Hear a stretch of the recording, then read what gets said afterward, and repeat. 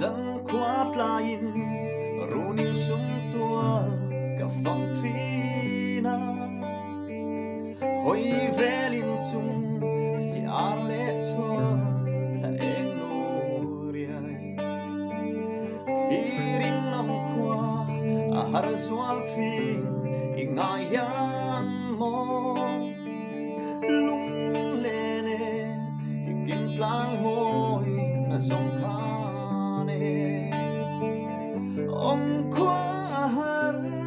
ngai reng hian chu ni le zan kwa ka lo mang tri tei reng har ite lo chuan eng dang reng hi om ka don thei lo loi thip pui no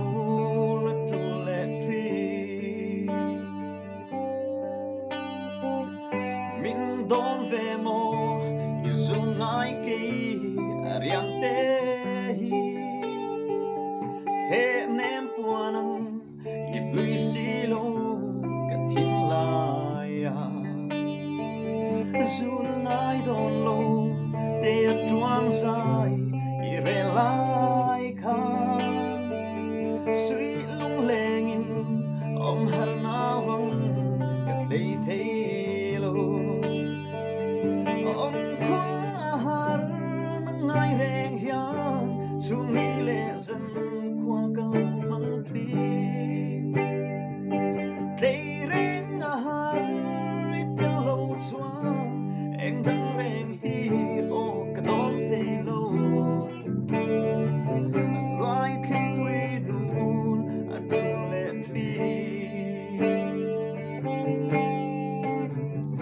eng don lo tin ka trang ne ma be ve la sui lung long le du ai sam song a kin nge yang ma se mo di i zung ai hi min don si lo nang ai reng hian om ha lung len a zual le tri